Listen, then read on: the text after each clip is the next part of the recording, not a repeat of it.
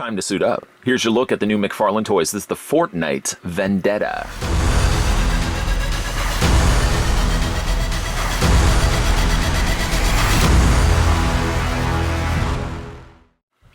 Vendetta is an outfit cosmetic item in Battle Royale that can be obtained as a reward from Tier 100 of Battle Pass Season 9. The Retribution back bling and the mech axe harvesting tool can also be obtained by completing the Vendetta challenges.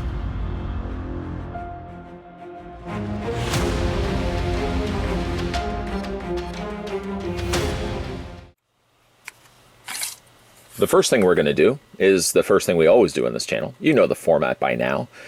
Is to figure out how tall Vendetta stands. To that, I'm going to take my tape measure and put it right to the very top of the hood and stop it right there. Yes, a good rounded out amount, 7 inches exactly, stands Vendetta. And that in centimeters works out to be 18 centimeters exactly. How about that? I'd like to also send a big thank you to the folks over at McFarlane Toys who were nice enough to send this sample my way. To come included with the figure, if you're looking to pick up this one for yourself, you'll get graced with a Fortnite display stand. Kind of looks like a bit of a somber face. No? Eyes, mouth, somber face, sad face. Comes with a display stand featuring the Fortnite logo along the bottom and 2 possible points where you can connect the figure's feet to. It's a slight departure from the other display stands that we are getting now with a lot of the other McFarlane brands. This one happens to be the one from the McFarlane Multiverse line, DC Multiverse. You can see how much smaller they are to the Fortnite. Kind of wonders, if anything, a question to be throwing out to the universe. I don't know why they don't simply just use the same stands. They probably could have just easily tooled a brand new font down below that say DC or something along the bottom. Maybe I guess they wanted to make them a little bit more simplistic and smaller in stature. But you can see how much smaller, well, how much bigger this is to this one right here. As I said, the figure will attach to the pegs on the undersides of its feet. We'll look at that in a second as well. And then to come included with it as well, it comes included with Retribution. Retribution is a back bling that attaches to the back of the figure, and it has sort of a really interesting look to it. You can see it's been made up of red with a really nice airbrushing down below there of also the red. Now, granted, it's not all red. Clearly, you can see that it's made up primarily of silver, but it's that nice little touches of red. You can see there on the sides. Get the camera to focus perfectly. And then you've got this sort of skirting that runs out from the bottom of it, which has a natural, kind of subtle bit of wrinkling at the top there. I really like, though, how it's been airbrushed at the bottom and transitions its way into the blue. The backside sort of gets completely omitted of that paint, but to be fair, you're really not going to be looking at this side anyways. See that peg right there? Let's take Retribution. We'll flip the figure around, almost hoist it up in the air. Let's be careful about it. And there's a little peg hole located on the back. You just line the 2 up, peg that into place, and you can attach it like so. It's not to say you necessarily have to put Retribution on the back of Vendetta. You can completely leave it off if you wanted to. But I think it adds just that extra necessary je ne sais quoi. Ooh, parler français? Un petit peu. Anyways, we'll put the figure down here for a second. Sort of have a bit of an issue with him standing. We'll talk about that also in a second as well. Comes also included with a mech axe. It's a really nice representation of the one that from the game. A really shiny handled axe, but as you can see, the red crest along the top there. And this familiar sight of this translucent blue. I don't know why I feel so compelled to always run my hand behind something whenever I say translucent, but it sort of is the aid to tell you guys, or at least that you can see. You can see right through it. You can almost make out Vendetta through the plastic. It's a very broad-handled axe, and it fits quite snugly in Vendetta's hand. I'll show you guys that in a second. And then also it comes with a firearm. I'm not really certain the name of this one. I tried to look to make sure I got the right model of this unit, and I was actually having a tough time locating it. You can see that there's a tally checklist there of the number of kills. I'm counting 12, or is that 11? I don't know if there's a mark right on the edge. It's either 11 or it's 12. 4, and then of course the slash makes 5. It's very nicely painted here in a really kind of gloss black surface paint, where the actual clip is done in like a gunmetal The scope is done also in a gunmetal, and the front of it is also done in a gunmetal gray. It's a really nice looking gun.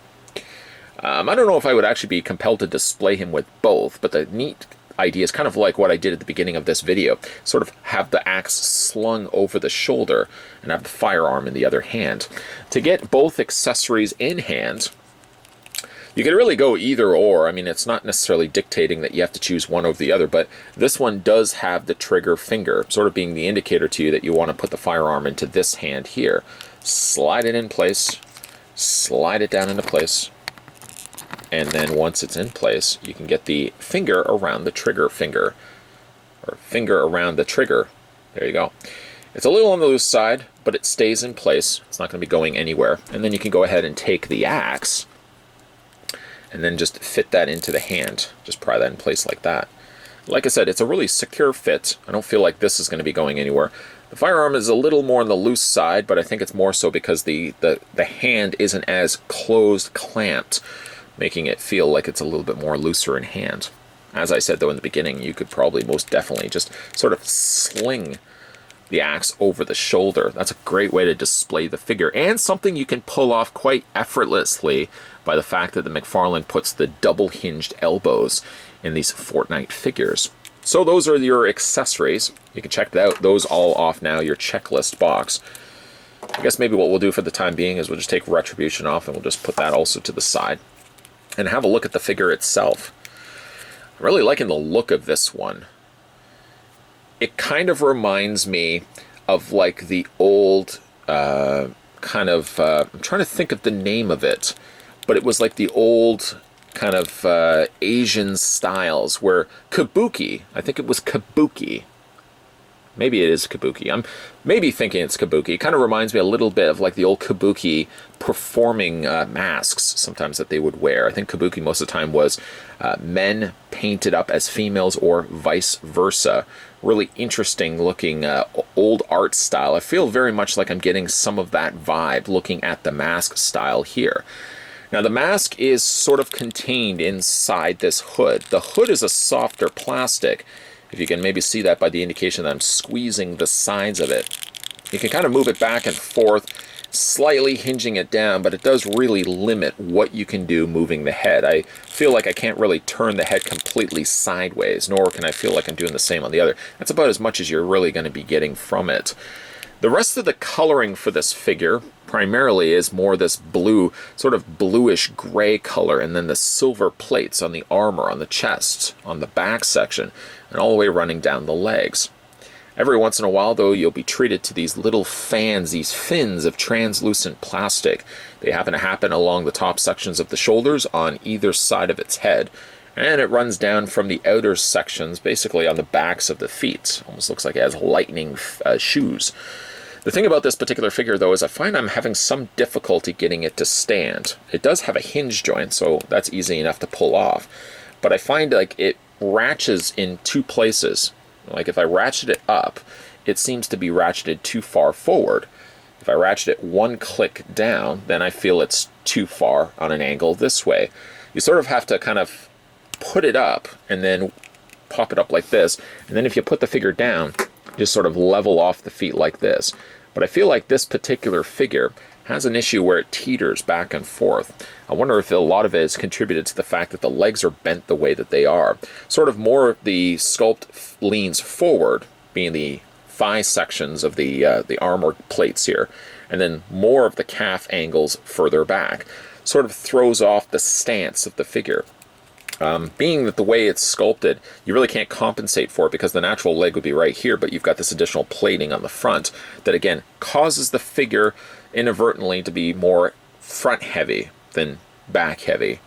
It's got some nice detailing done, though, on the forearms. You can see there's little triangular slashes there, and it's got a little marking there also on its chest plate.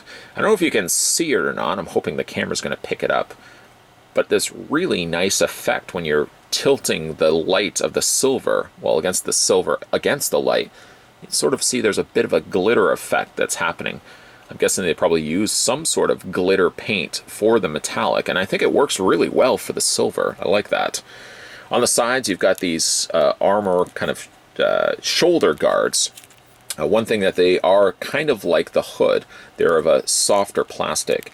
The way that they've also attached them as well, let me just show you. I know some of this actually leans into the posability of the figure, but it's good that they actually pegged it right here and not closer to the bicep. It doesn't actually cause any problems whatsoever when it comes to rotating the bicep, so it's really smart that they put it where they decided to do that. As for the figure's articulation, we'll put everything down straight and get back into resuming of things. Like I said, the head rotates back and forth, but you can move it more down of all things and up of all things than you can actually left and right. It really is stuck in its place.